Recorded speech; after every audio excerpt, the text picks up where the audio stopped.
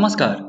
आप सुन रहे हैं यह audio book NSS IT Bombay द्वारा प्रस्तुत चैनल वॉइस फॉर पर्पस पर।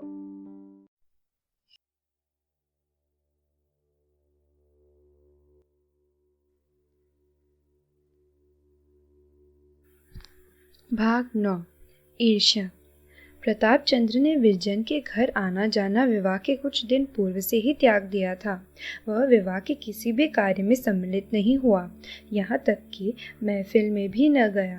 मलिन मन किए मुंह लटकाए अपने घर बैठा रहा। मुंशी संजीवन लाल, सुशीला, सुवामा सब विनती करके हार गए, पर उसने बारात की ओर दृष्टि न फेरी। अंत में मुंशी जी का मन टूट गया और फिर कुछ न बोले। यह दशा विवाह के होने तक थी। विवाह के पश्चात तो उसने इधर का मार्ग ही त्याग दिया। स्कूल जाता तो इस प्रकार एक ओर से निकल जाता मानो आगे कोई बाघ बैठा हो, या जैसे महाजन से कोई ऋणी मनुष्य आंख बचाकर निकल जाता है। विरजन की तो परछाई से भागता। यदि कभी उसे अपने घर में देख पाता तो भीतर पग न देता। माता समझाती, बेटा विरजन से बोलते चालत क्यों नहीं, क्यों उससे यस्मन मोटा किए हुए हो। वह आकर घंटों रोती है कि मैंने क्या किया है जिससे वह रुष्ट हो गया है। देखो तुम और वह कितने दिनों तक एक संग रहे हो। तुम उसे कितना प्यार करते थे, अकस्मात तुमको क्या हो गया। यदि तुम ऐसे ही रूठे रहोगे तो बेचारी लड़की की जान पर बन जाएगी। सूखकर काटा हो गई है। ईश्वर ही जानते हैं, मुझे उसे देखकर करुणा उत्पन्न होती है। तुम्हारी चर्चा के अतिरिक्त उसे कोई बात नहीं भाती। प्रताप आंखें नीचे किए हुए सब सुनता और चुपचाप सरक जाता। प्रताप अब भोला बालक नहीं था। उसके जीवन रूपी वृक्ष में यौवन रूपी कोपलें फूट रही थी। उसने बहुत दिनों से, उसी समय से जब से उसने होश संभाला, विरजन के जीवन को अपने जीवन में शक्रा शीर की भांति मिला लिया था। उन मनोहर और सुहावने स्वप्नों का इस कठोरता और निर्दयता से धूल में मिलाया जाना उसके कोमल हृदय को विदीर्ण करने के लिए काफ़ी था। वह जो अपने विचारों में विरजन को अपना सर्वस्व समझता था, कहीं न कहीं का रहा, और वह जिसने विरजन को एक पल के लिए भी अपने ध्यान में स्थान न दिया था, उसका सर्वस्व हो गया। इस विरतक से उसके हृदय में व्याकुलता उत्पन्न होती थी और जी चाहता था कि जिन लोगों ने मेरी स्वप्नवत भावना का नाश किया है और मेरे जीवन की आशाओं को मिट्टी में मिलाया है, मैं भी जलाऊं। सबसे अधिक क्रोध उसे जिस पर आता था वह बेचारी सुशीला थी। शैने शैने उसकी यह दशा हो गई कि जब स्कूल से आता तो कमलाचरण के संबंध की कोई घटना अवश्य वर्णन करता, विशेषकर उस समय जब सुशीला भी बैठी रहती। उसे बेचारी का मन दुखाने में इसे बड़ा ही आनंद आता। यद्यपि अव्यक्त रीति से उसका कथन और वाक्य गति ऐसी हृदय वेदनी होती थी कि सुशीला के कलेजे में तीर की भांति लगती थी। आज महाशय कमलाचरण तिपाई के ऊपर खड़े थे। मस्तक गगन का स्पर्श कर रहा था, परंतु निर्लज इतने बड़े कि जब मैंने उनकी ओर संकेत किया तो खड़े खड़े हंसने लगे। आज बड़ा तमाशा हुआ। कमला ने एक लड़के की घड़ी उड़ा दी। उसने मास्टर की शिकायत की। उसके समीप वे ही महाशय बैठे हुए थे। मास्टर ने खोज की तो आप ही फेटे से घड़ी मिली। फिर क्या था, बड़े मास्टर के यहाँ रिपोर्ट हुई। वह सुनते ही झुला गए और कोई 3 दर्जन बेटे लगाई सड़ासड़। सारा स्कूल यह कौतूहल देख रहा था। जब तक बेटे पड़ा कि महाशय चिल्लाया किया, परंतु बाहर निकलते ही खिलखिलाने लगे और मूंछों पर ताव देने लगे। चाची, नहीं सुना?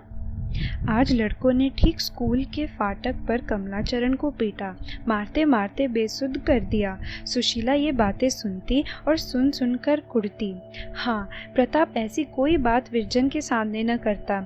यदि वह घर में बैठी भी होती तो जब तक चली न जाती यह चर्चा न छोड़ता। वह चाहता था कि मेरी बात से इसे कुछ दुख न हो। समय समय पर मुंशी संजीवन लाल ने भी कई बार प्रताप की कथाओं की पुष्टि की। कभी कमला हाट में बुलबुल लड़ाते मिल जाता, कभी गुंडों के संग सिगरेट पीते, पान चबाते, बेढंगेपन से घूमता हुआ दिखाई देता। मुंशी जी जब जमाता की यह दशा देखते तो घर आते ही स्त्री पर क्रोध निकालते। यह सब तुम्हारी ही करतूत है। तुम्ही ने कहा था घर वर दोनों अच्छे हैं, तुम ही रिझी हुई थी। उन्हें उस क्षण यह विचार न होता कि जो दोषारोपण सुशीला पर है कम से कम मुझ पर ही उतना ही है। वह बेचारी तो घर में बंद रहती थी, उसे क्या ज्ञात था कि लड़का कैसा है। वह सामुद्रिक विद्या थोड़ी ही पढ़ी थी। उसके माता पिता को सभ्य देखा, उनकी कुलीनता और वैभव पर सहमत हो गई, पर मुंशीलाल ने तो आलस्य के कारण छानबीन न की। यद्यपि उन्हें इसके अनेक अवसर प्राप्त थे और मुंशी जी के अगणित बांधव इसी भारतवर्ष में अब भी विद्यमान है, जो अपनी प्यारी कन्याओं को इसी प्रकार नेत्र बंद करके कुएं में ढकेल दिया करते हैं। सुशीला के लिए विरजन से प्रिय जगत में अन्य वस्तु न थी। विरजन उसका प्राण थी, विरजन उसका धर्म थी और विरजन ही उसका सत्य थी। वही उसकी प्राणाधार थी, वही उसके नयनों का ज्योति और हृदय का उत्साह थी। उसकी सर्वोच्च सांसारिक अभिलाषा यह थी कि मेरी प्यारी विरजन अच्छे घर जाए, उसके सास ससुर देवी देवता हो, उसके पति शिष्टता की मूर्ति और श्री रामचंद्र की भांति सुशील हो, उस पर कष्ट की छाया भी न पड़े। उसने मर मर कर भी मिन्नतों से यह पुत्री पाई थी और उसकी इच्छा थी कि इन रसीले नयनों वाली अपनी भोली भाली बाला को अपने मरण पर्यंत आंखों से अदृश्य न होने दूंगी। अपने जमाता को भी यही बुलाकर अपने घर रखूंगी। जमाता मुझे माता कहेगा, मैं उसे लड़का समझूंगी। जिस हृदय में ऐसी मनोरथ हो, उस पर ऐसी दारुण और हृदय विदारिणी बातों का जो कुछ प्रभाव पड़ेगा प्रकट है। हाँ, हंत दीना सुशीला के सारे मनोरथ मिट्टी में मिल गए। उसकी सारी आशाओं पर ओस पड़ गई। क्या सोचती थी और क्या हो गया। अपने मन को बार बार समझाती कि अभी क्या है, जब कमला सयाना हो जाएगा तो सब बुराइयां स्वयं त्याग देना। पर एक निंदा का घाव भरने नहीं पाती थी कि फिर कोई नवीन घटना सुनने में आ जाती। इसी प्रकार आघात पर आघात पड़ते गए। हाय, नहीं मालूम विरजन के भाग्य में क्या बदा है। क्या यह गुण की मूर्ति, मेरे घर की दीप्ति, मेरे शरीर का प्राण इसी दुष्कृत मनुष्य के संग जीवन व्यतीत करेगी? क्या मेरी श्यामा इसी गिद्ध के पाले पड़ेगी? यह सोचकर सुशीला रोने लगती और घंटों रोती रहती है। पहले विरजन को कभी कभी डांट डपट भी दिया करती थी, अब भूलकर भी कोई बात न कहती। उसका मुंह देखते ही उसे याद आ जाती, एक क्षण के लिए भी उसे सामने से अदृश्य न होने देगी। यदि जरा देर के लिए वह सुवामा के घर चली जाती तो स्वयं पहुंच जाती। उसे ऐसा प्रतीत होता मानो कोई उसे छीन कर ले भागता है। जिस प्रकार वादिक की छुरी के तले अपने बछड़े को देखकर गाय का रोम रोम कांपने लगता है, उसी प्रकार विरजन के दुख को ध्यान करके सुशीला की आंखों में संसार सुना जाना पड़ता था। इन दिनों विरजन को पल भर के लिए नेत्रों से दूर करते उसे वह कष्ट और व्याकुलता होती जो चिड़िया को घोंसले से बच्चे को खो जाने पर होती है। सुशीला एक तो यूं ही जीर्ण रोगिणी थी, उस पर भविष्य की असाध्य चिंता और जलन ने उसे और भी धुला डाला। निंदाओं ने कलेजा चली कर दिया। 6 मास भी बीतने न पाए थे कि क्षय रोग के चिन्ह दिखाई दिए। प्रथम तो कुछ दिनों तक साहस करके अपने दुख को छिपाती रही, परंतु कब तक। रोग बढ़ने लगा और वह शक्तिहीन हो गई। चारपाई से उठना कठिन हो गया। वैद्य और डॉक्टर औषधि करने लगे। विरजन और सुवामा दोनों रात दिन उसके पास बैठी रहती। विरजन एक पल के लिए उसकी दृष्टि से ओझल न होती। उसे अपने निकट न देखकर सुशीला बेसुध सी हो जाती और फूट फूट कर रोने लगती। मुंशी संजीवनलाल पहले तो धैर्य के साथ दवा करते रहे, पर जब देखा कि किसी उपाय से कुछ लाभ नहीं होता और बीमारी की दशा दिन दिन निष्कृष्ट होती है, तो अंत में उन्होंने भी निराश हो उद्योग और साहस कम कर दिया। आज से कई साल पहले जब सुवामा बीमार पड़ी थी, तब सुशीला ने उसकी सेवा शुश्रूषा में पूर्ण परिश्रम किया था। अब सुवामा की बारी आई। उसने पड़ोसी और भगिनी के धर्म का पालन भली भांति किया। रुकवण सेवा में अपने गृह कार्य को भूल सी गई। 2-2, 3-3 दिन तक प्रताप से बोलने की नौबत न आई। बहुधा वह बिना भोजन किए ही स्कूल चला जाता, परंतु कभी कोई अप्रिय शब्द मुख से न निकालता। सुशीला की रुकवण सुशीला की रुग्णावस्था ने अब उसकी द्वेषारागिनी को बहुत कम कर दिया था। द्वेष की अग्नि द्वेष्टा की उन्नति और दुर्दशा के साथ साथ तीव्र और प्रज्वलित हो जाती है और उसी समय शांत होती है जब द्वेष्टा के जीवन की दीपक बुझ जाता है। जिस दिन बृजरानी को ज्ञात हो जाता कि आज प्रताप बिना भोजन किए स्कूल जा रहा है, उस दिन वह काम छोड़कर उसके घर दौड़ जाती और भोजन करने के लिए आग्रह करती, पर प्रताप उससे बात न करता, उसे रोते छोड़ बाहर चले जाता।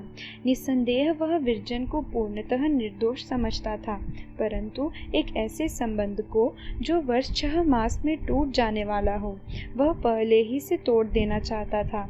एकांत में बैठकर वह आप ही आप फूट फूट कर रोता, परंतु प्रेम के उद्वेग को अधिकार से बाहर न होने देता। एक दिन वह स्कूल से आकर अपने कमरे में बैठा हुआ था कि विरजन आई। उसके कपोल अश्रु से भीगे हुए थे और वह लंबी लंबी सिसकियां ले रही थी। उसके मुख पर इस समय कुछ ऐसी निराशा छाई हुई थी और उसकी दृष्टि कुछ ऐसी करुणोत्पादक थी कि प्रताप से न रहा गया। सजल नयन होकर बोला, क्यों विरजन, रो क्यों रही हो? विरजन ने कुछ उत्तर न दिया, वरन और बिलख बिलख कर रोने लगी। प्रताप का गांभीर्य जाता रहा। वह निसंकोच होकर उठा और विरजन की आंखों से आंसू पोंछने लगा। विरजन ने स्वर संभालकर कहा, लल्लू, अब माताजी न जिएंगी, मैं क्या करूं? वह कहते कहते फिर सिसकियां उभरने लगी। प्रताप यह समाचार सुनकर स्तब्ध हो गया। दौड़ा हुआ विरजन के घर गया और सुशीला की चारपाई के समीप खड़ा होकर रोने लगा। हमारा अंत समय कैसा धन्य होता है। वह हमारे पास ऐसे ऐसे अहितकारियों को खींच लाता है जो कुछ दिन पूर्व हमारा मुख नहीं देखना चाहते थे और जिन्हें इस शक्ति के अतिरिक्त संसार की कोई अन्य शक्ति पराजित न कर सकती थी। हाँ, यह समय ऐसा ही बलवान है और बड़े बड़े बलवान शत्रुओं को हमारे अधीन कर देता है, जिन पर हम कभी विजय न प्राप्त कर सकते हैं।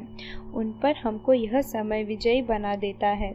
जिन पर हम किसी शत्रु से अधिकार न पा सकते थे, उन पर समय और शरीर के शक्तिहीन हो जाने पर भी हमको विजयी बना देता है।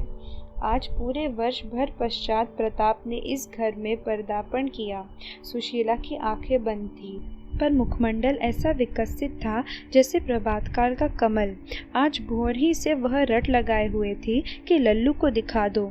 सुवामा ने इसलिए विरजन को भेजा था। सुवामा ने कहा, बहन, आंखें खोलो, लल्लू खड़ा है। सुशीला ने आंखें खोल दी और दोनों हाथ प्रेम बाहुल्य से फैला दिया। प्रताप के हृदय से विरोध का अंतिम चिन्ह भी विलीन हो गया। यदि ऐसे काल में भी कोई मत्सर का मेल रहने दे तो वह मनुष्य कहलाने का हकदार नहीं है।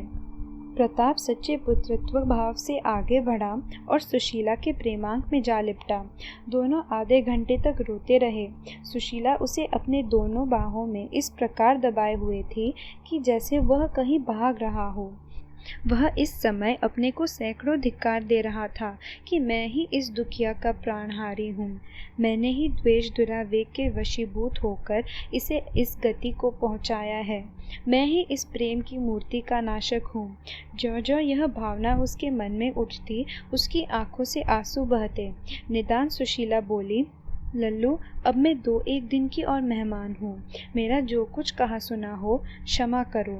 प्रताप का स्वर उसके वश में न था, इसलिए उसने कुछ उत्तर न दिया। सुशीला फिर बोली, न जाने क्यों तुम मुझसे रुष्ट हो। तुम हमारे घर नहीं आते, हमसे बोलते नहीं। जी तुम्हें प्यार करने को तरस तरस कर रह जाता है, पर तुम मेरी तनिक भी सुधि नहीं लेते। बताओ, अपनी दुखिया चाची से क्यों रुष्ट हो? ईश्वर जानता है, मैं तुमको सदा अपना लड़का समझती रही। तुम्हें देखकर मेरी छाती फूल उठती है। यह कहते कहते निर्बलता के कारण उसकी बोली धीमी हो गई, जैसे क्षितिज के अथाह विस्तार में उड़ने वाले पक्षी की बोली प्रतिक्षण मध्यम होती जाती है, यहाँ तक कि उसके शब्द का ध्यान मात्र शेष रह जाता है। इसी प्रकार सुशीला की बोली धीमी होते होते केवल साय साय रह गई। उम्मीद है ये सुन के आपको मजा आया। और दिलचस्प ऑडियो बुक सुनने के लिए इस चैनल को लाइक, शेयर एंड सब्सक्राइब कीजिए।